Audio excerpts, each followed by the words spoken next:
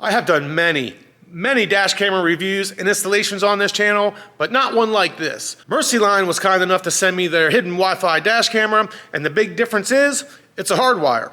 I've never done a Hardwire on this channel, but there's a first time for everything. In the box, we have our hardwiring kit, instructions, and the camera. We'll get to all the specifics on the camera whenever we get it hooked up into the car. Now here's our hardwiring kit. We have fuses on the end. The red wire is for accessory. This wire means that it'll come on whenever the car is in accessory mode or the vehicle is on. So we're gonna have to find a fuse that we can use that is only accessory mode. The yellow wire is for the battery. This is one that stays on constantly. Then we have the ground wire. That's easy, we'll just put it to a bolt. Then we have the camera plug. And I have no idea what this yellow RCA does. I'm gonna be installing this in my 2022 Honda Civic. First things first, we need to find out where the fuse panel is so we can hook these wires up. In this car, the fuse panel is underneath the dash. In a lot of other cars, the fuse panel will be behind this panel right here. You'll just have to pop it off. The fuse chart should be right on the back side of this. In this car though, the fuse panel chart is right here under the steering column. And the fuses are up under here behind the OBD2 port. So when we line up the chart to the panel, you can see that we have a lot of empty spaces. So I'm gonna take my test light, I'm gonna test which empty spaces are on whenever the car is off, and which ones that were off when the car was off will come on when it's in accessory mode. If you want the parking feature, you have to hook it up to constant power.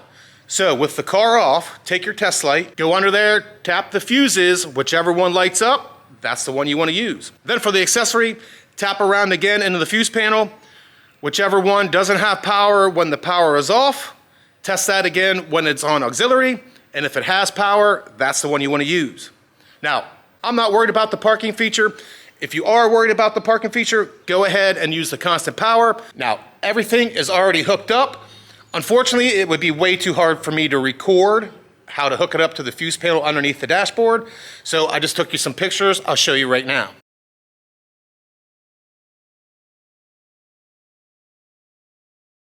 Then I found a bolt and a nut. I took the ground wire, ran it through this little hole right here. As you can see, I actually have two things running there. And tighten that bolt down, and we're good to go for the ground. Now I haven't tucked those yet because I just left this all open. I ran the rest of the wire up through here, up the A-pillar, up the headliner, down through there, and then there's the camera right there. Let me walk you through the interface here real quick. Here we have the on and off button, up and down arrows. We have a file list, videos and photos.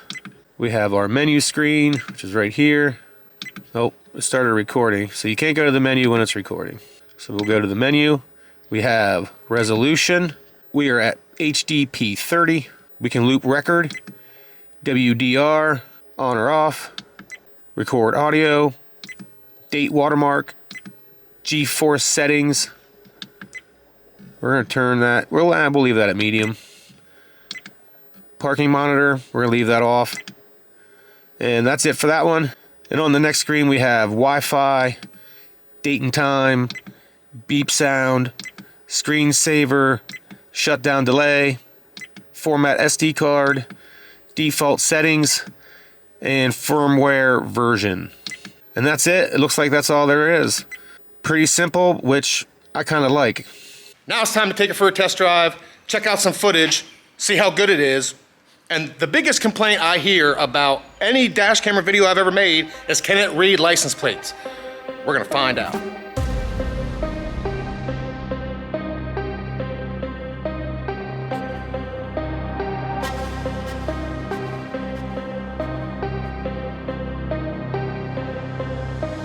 Well, I just happened to get lucky enough and a van pulled out right in front of me as I was leaving my house. I'm gonna take a screenshot right now. Let's blow it up and see if we can read the license plate. Unfortunately, in this shot, that is a negative. Let's look at another clip. Now in this clip, you can see the license plate just fine. It's very legible. Now, as you can see, when this car starts pulling away, the less legible the license plate is. So obviously, the closer it is, the better it will be.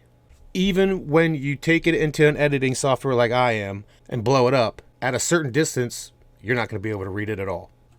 Here's some nighttime footage. Unfortunately, the many times I tried, I could not get behind somebody so I could capture their license plate.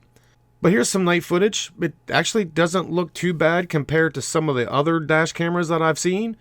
It is a little grainy, but then again, in the daylight, it's a little grainy too.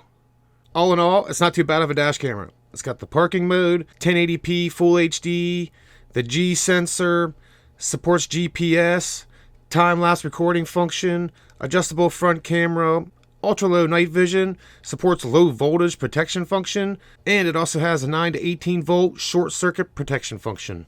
If this is something you'd be interested, link will be down in the description. Mercylion was also kind enough to send me an extra one that I could give away to one of you.